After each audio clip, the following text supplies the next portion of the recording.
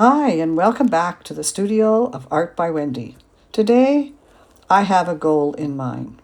My goal is to get your pen dancing and not bog down tracing over pencil lines. So let's go. No pencil, just draw frames on your page. Big, small, fat, skinny. The more variation in shape, the better. I like to add a second line just for decoration. Drawing your frames is very relaxing. It loosens your hand and your mind. I find as I get more relaxed as I move around the page. My lines get a little more wonky maybe, but also my frames start to look a little more interesting too. It doesn't take me long before I've got an idea of what I'm going to draw and which frame I'm going to start with. Today, that long, skinny one attracted my eye, and right away I thought it had to be a tree of some sort. It's spring right now, so I decided no leaves, just get those branches up there and moving them out. Doing things like this I've made me realize just how the branches work on trees. It's something I never really looked at before. And of course, it's fun to just do some wiggly lines and through the trunk. And of course, as I started to move down the trunk, I started thinking about a few little bushes to squiggle on the side. And one of the bushes went astray on me, so now suddenly I have a little stump down there. And actually, that kind of appealed to me too. So worked on the stump, and as you're adding your little squiggles and marks, notice how they become something. They look like a plant, they look like a twig. They begin to tell their own story. And also something I noticed too is the power of just a mark or a dot. That too begins to tell a story.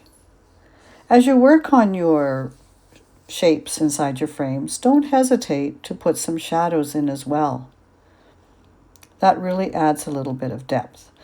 Decide on the direction of light and then add those shadows. And as you can see, my little tree is starting to make a nice little picture in its frame. Don't feel you have to jump in and do all the frames at once. You can save this as your morning practice for 15 or 20 minutes or continue.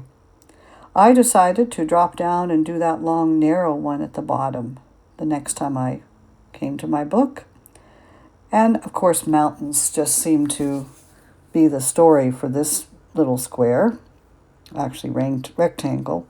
Mountains are a big part of our life here on the West Coast. We see them all the time. And as I was drawing these mountains, I thought I would try some different things for shading. Here again, you get to practice your pen control by drawing straight lines. And again, you get to see that they don't have to be perfect. Some were going to be nicely spaced, but for overall, they're going to have a sense of movement to them and a sense of life of their own. So embrace that life rather than trying to make them rigid and do them like ruler lines. As you work on this kind of shading, as I used here in the sky, you will begin to understand the importance of your intersecting points. Do your lines need to touch the edges? And yes, in this particular situation, they do. Watch for that. Ferns were my next idea for drawing. And to begin with, I like to draw some of the bones of the ferns. I find it much easier to keep them spaced and to give that feeling of how they spread out from the center. It's great too because you get to practice doing different angles of the ferns. And of course, here on the West Coast again, moss and ferns are a big part of our forested areas. These sword ferns are very, very common. I have some even in my garden as well. You can see here too, especially with the ferns, as I start to work on the foreground, that the importance of just having little lines and squiggles and how they can tell a story that adds to your drawing. And those lines, somehow you just can't do them with a pencil. They just need to happen with your pen as it lively dances around the paper. This is something I want you to feel and really enjoy. One of the things I'm also trying to show you is some of the different kinds of things that you can draw from your imagination and do not have to use a reference. One of the reasons why I want you to do it with imaginary plants and animals, even flowers, is because then you are free and not worried about that exactness and precision. You're able to embrace the wobbliness and looseness and the liveliness of a line.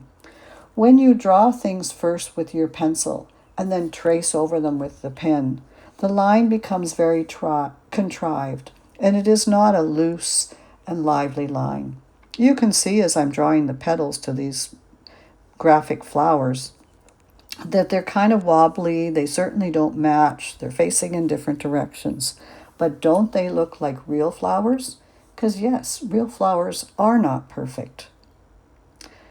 I find even this little pile of rocks lots of fun to do.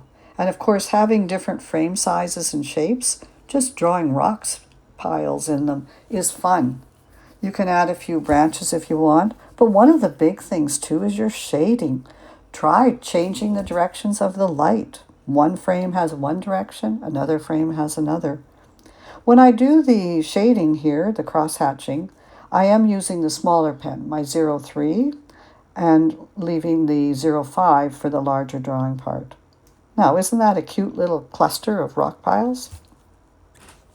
Have fun with this practice and try lots of different things. You will find your confidence with your mark making will really grow. Wendy teaches outdoor sketching classes in the summer, and she teaches in her studio and online throughout the year. Wendy produces original work in pencil and in watercolor. She completes commission work, particularly pet portraits, and produces cards and prints from some of her work.